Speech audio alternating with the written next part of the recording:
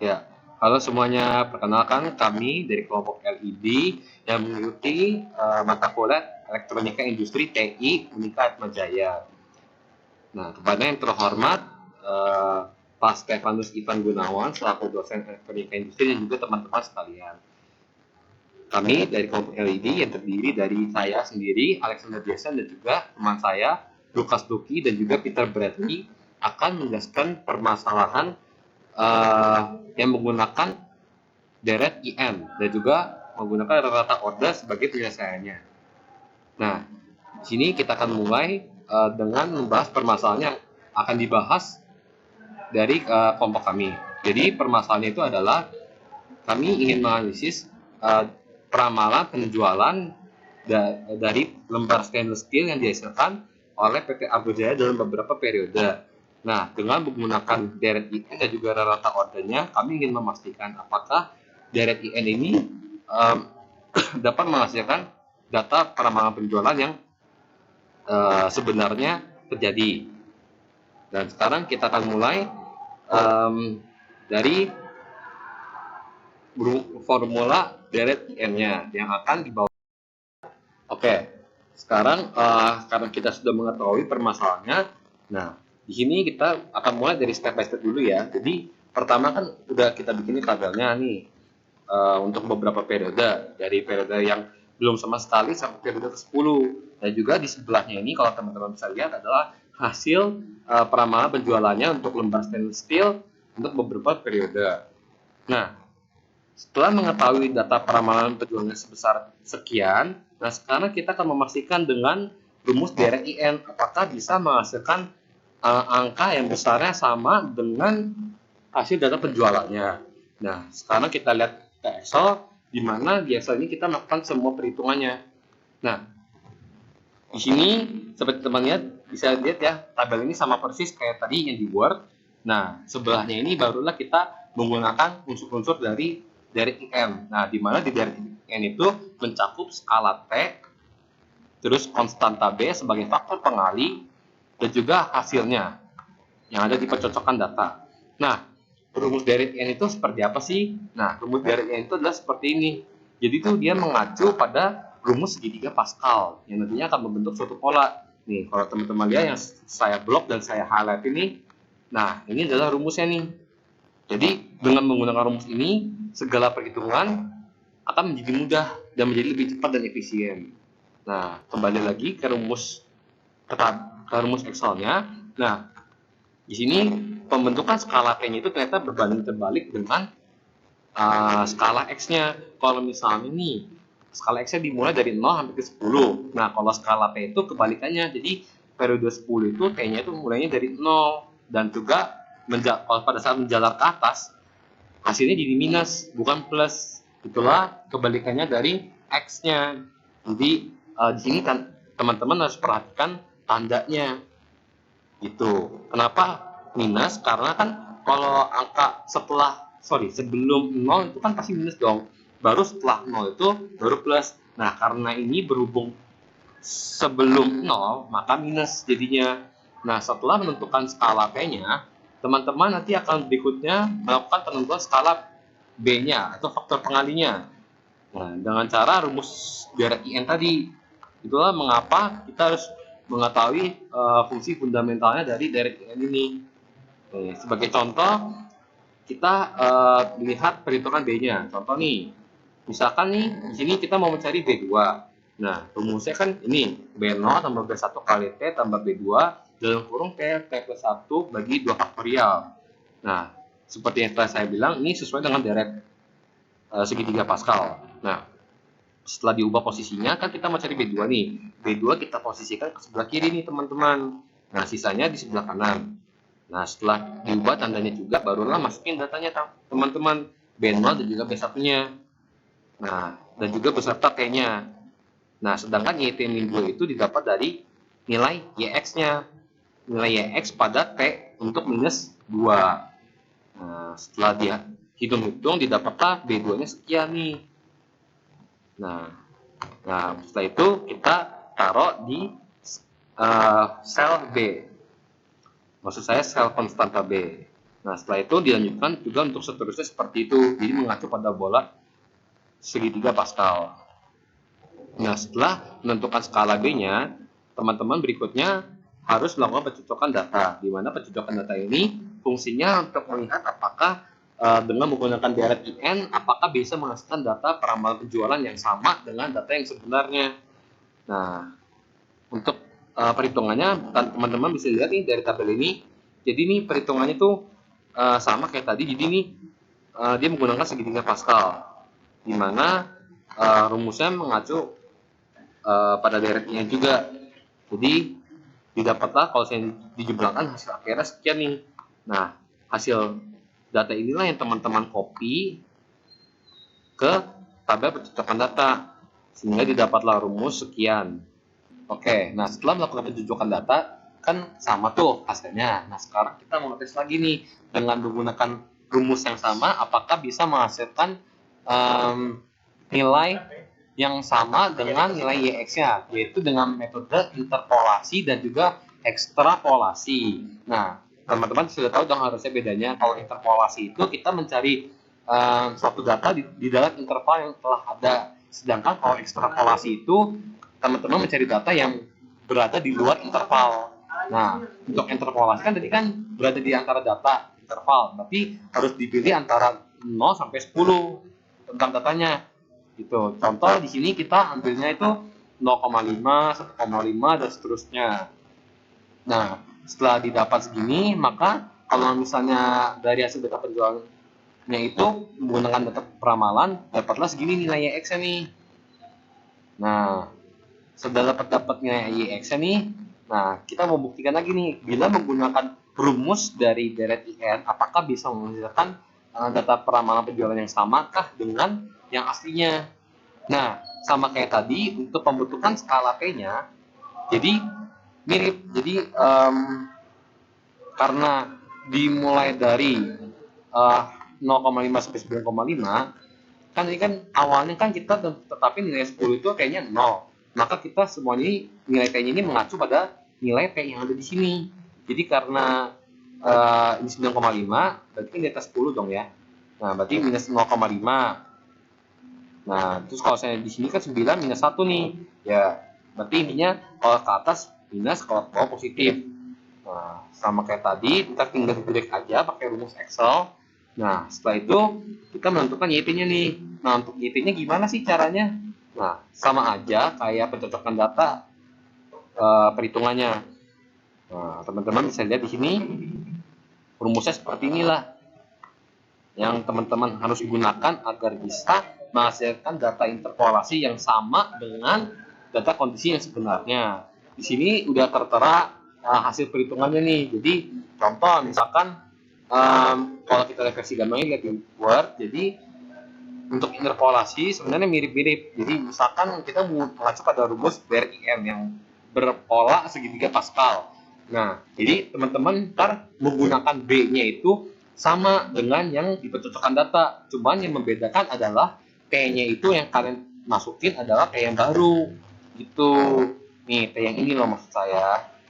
Oke.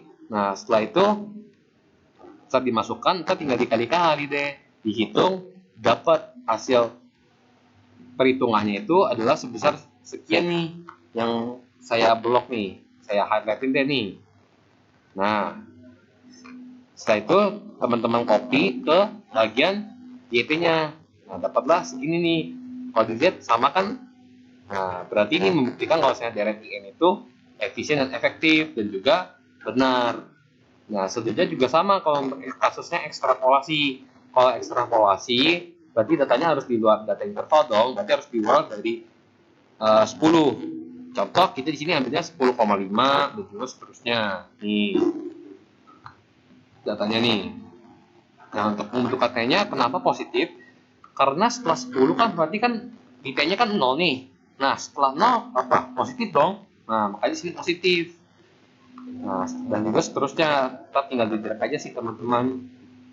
Nah, untuk perhitungannya juga sama persis dengan interpolasi. Jadi kita tentuin dulu nih untuk YX-nya gimana kalau di data penjualan peramalan yang sebenarnya. Nah, setelah didapat Nah, habis itu kita main bukti ini dengan menggunakan deret IN apakah bisa menghasilkan angka yang sama. Nah, caranya sama persis juga dengan interpolasi. Nah, rumusnya tadi yang deret IN yang berpola dengan segitiga Pascal. Sama kan? Nah, tapi dengan juga B-nya yang sama, T-nya juga berbeda. T-nya kalian masukin yang ini teman-teman. Nih, yang saya blok.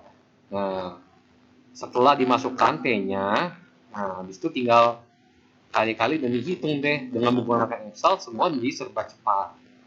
Nah, inilah hasil akhirnya nih teman-teman. Nah, inilah yang kalian copy ke tabel YT-nya sini. Nah, sama juga kan?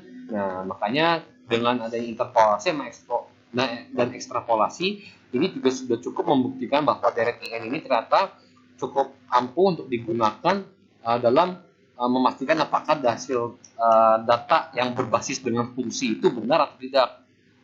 Nah, setelah itu untuk hasil analisis dari pencocokan data. Oke.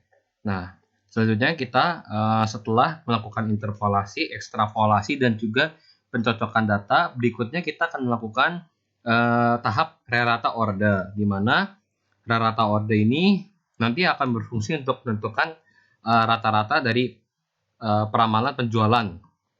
Nah, jadi kita bakal bandingin nih hasil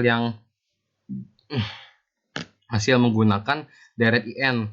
Nah, caranya juga sama. Jadi kita menggunakan konsep deret IN yang berpola segitiga Pascal. Nah, di sini kelompok kami mengambil contoh untuk X-nya itu dari ke-11 sampai yang ke-20. Nah, untuk pengisian T-nya sama seperti yang telah saya jelaskan sebelumnya. Jadi di sini kan positif karena kan dia kan startnya kan awalnya 10 nih di sini nih. Nah, T-nya kan 0. Nah, makanya kalau saya 11 berarti T-nya 1 dan juga seterusnya. Nah, T ini nanti bakal dimasukin ke dalam rumus deret IN dan juga untuk menentukan rata ordernya. Nah, setelah itu dari menentukan T-nya ini barulah dimasukin ke rumusnya, di mana untuk pengerjaan rata order ini terbagi di dua metode. Ada metode step by step sama metode langsung. Kalau metode step by step, jadi itu caranya adalah dengan melakukan cara yang sama dengan seperti ekstrapolasi dan juga interpolasi. Jadi pertama kita mesti tentuin dulu T-nya berapa dan juga segala macamnya. Jadi beraturan gitu, ada langkahnya. Nah, sedangkan kalau metode yang langsung, jadi itu dia menggunakan deret IN secara langsung. Jadi langsung ditentuin nilai B0-nya, B1-nya dengan rumus segitiga Pascal yang telah disebutkan sebelumnya. Nah, kita dimulai dari metode step by step dulu. Nah, untuk metode step by step, jadi itu caranya kurang lebih sama dengan melakukan ekstrapolasi. Nah, maaf ini harusnya ekstrapolasi tulisannya. Nah, jadi sama seperti yang telah saya jelaskan. Jadi ini untuk melakukan metode step by step, untuk metode rata step by step, caranya sama, itu menggunakan deret IN. Nah, di sini teman-teman bisa lihat untuk B0 dan juga perhitungan B1 dan juga seterusnya. Jadi B0 dan B1-nya itu selalu mengacu pada B-nya yang lama nih, konstanta B yang ini. Nah, sedangkan untuk nilai T-nya, gunakanlah T yang baru. Itulah yang teman-teman perlu ketahui dan juga harus ingat sebelum melakukan perhitungan. Nah, setelah dihitung-hitung, didapatlah nilai untuk metode step by step-nya tuh segini nih. Untuk yang order pertama. Nah, habis itu teman-teman yang telah saya blok ini, teman-teman copas nih ke kolom order 1. Nah, jadilah rata untuk order 1. Nah, yang jadi pertanyaan adalah gimana caranya menentukan rata order 2 dan rata order 3. Nah, sebenarnya konsepnya sama aja. Jadi, pasti data awal itu semua sama nih nilainya dengan yang baris yang pertama nih, yang saya tunjukin nih. Nah, tapi untuk data berikutnya, yang kedua dan seterusnya, itu berbeda. Karena, misalkan nih, untuk data yang order 2, jadi untuk mengisi data order kedua, rumusnya itu adalah dari hasil perhitungan order 2 data pertama dijumlahkan dengan data order pertama yang kedua. Jadi ini ditambah dengan ini sehingga menghasilkan hasilnya ini. Nah, begitu pula seterusnya. Jadi kalau misalnya mencari data order kedua yang ketiga, berarti untuk mencari ini berarti ini ditambah ini. Nah, sama juga halnya dengan menghitung order yang ketiga nih. Caranya sama persis. Nah, setelah melakukan hal yang telah saya ajarkan tadi, makanya ntar kan semua masing-masing order ini akan dijumlahkan. Nah, jumlahnya tuh di sini nanti. Nah, dapat nih hasil jumlahnya. Setelah didapat hasil jumlahnya, barulah cari reratanya. Yaitu dengan cara membagi data tersebut dengan banyaknya data. Nah, untuk order pertama, datanya dibagi 10. Jadi jumlah ini nih yang saya klik dibagi dengan ini 10. Jadi hasilnya seperti ini. Nah, untuk yang order kedua sama, cuma bedanya kenapa di sini dibagi 55. Padahal kan datanya cuma 10. Nah, hal ini mengacu pada rumus deret IN. Kalau misalnya dia tuh terus mengikuti pola segitiga Pascal. Nih, yang telah saya blok. Nah, makanya di sini kalau misalnya kita masukin ke rumus yang T dalam kurung T plus 1 bagi 2 faktorial, di mana T-nya itu 10, pasti hasilnya 55. Makanya data yang untuk order kedua, hasil penjumlahannya dibagi 55. Nah, sama halnya dengan yang untuk order 3, dibagi 220. Kenapa? Ya karena tadi, jadi T bagi dalam kurung T plus 1 kali T plus 2 bagi 3 faktorial, di mana T-nya 10 menghasilkan angka 220. Nah, itulah metode step by step. Nah, sekarang kita tahu nih rata-ratanya nih yang saya kuning-kuning ini. Yang saya blok kuning. Nah, sekarang kita ke metode langsung. Nah, metode langsung, jadi itu dia langsung dari penggunaan rumus deret IN-nya. Jadi, tanpa perlu melakukan penentuan T-nya, terus selain itu menentukan juga rumus-rumusnya, perhitungannya apa segala macamnya. Kalau metode langsung, dia itu langsung menggunakan rumus deret IN. Nah, jadi misalkan nih yang order pertama, jadi caranya tetap sama menggunakan rumus segitiga Pascal pada deret IN yang saya blok ini. Nah, bedanya tadi seperti yang telah saya bilang, T-nya itu menggunakan T yang baru. Nah, setelah dihitung-hitung, dapatlah hasilnya sekian. Dibagi dengan jumlah datanya 10, dapatlah juga sekian hasilnya. Nah, hal yang sama juga berlaku untuk order 2 dan juga order 3. Nah, oh iya, sebelumnya saya ingin menyampaikan kalau misalnya di lampiran secara langsung ini, untuk perhitungan secara rata order melalui metode langsung, jadi itu nanti rumusnya bergeser. Kan awalnya misalkan nih yang order pertama, rumusnya kan B0 tambah B1 kali T tambah B2 kali T dalam kurung T plus 1 bagi 2 faktorial. Nah, kalau misalnya di order kedua, ntar rumus T-nya bergeser, jadi B0 kali T tambah B1 kali dalam kurung T plus 1 bagi 2 faktorial. Dan order ketiga menjadi B0 kali T dalam kurung T plus 1 bagi 2 faktorial. Nah, kalau saya bisa dilihat kan rumusnya bergeser tuh jadinya. Jadi, yang untuk B0, B1, dan B2-nya tetap, cuman rumus T-nya bergeser gitu. Nah, setelah itu, setelah dijumlahkan, dibagi juga, dapatlah rata kan. Nih, saya blok lagi secara kuning, jadi biar kelihatan hasilnya. Nah, sekarang kita bandingin nih, hasilnya nih. Hasil rata lampiran langsung dengan yang step by step. Wah, ternyata sama nih. Berarti rumus deret IN ini ternyata berhasil membuktikan bahwa untuk melakukan rata order baik secara metode step by step sama langsung ini ternyata berhasil dan benar. Maka bisa dikatakan bahwa deret IN ini ternyata sangat efisien dan sangat efektif. Nah, setelah mengetahui bahwa rumus deret IN itu ternyata efektif dan efisien, maka sekarang kita harus menentukan implikasinya apa. Nah, jadi intinya kalau misalnya menggunakan rata berdasarkan sistem order, baik itu metode langsung ataupun step by step, jadi semakin besar nilai order akan menghasilkan nilai data yang semakin kecil. Seharusnya seperti itu.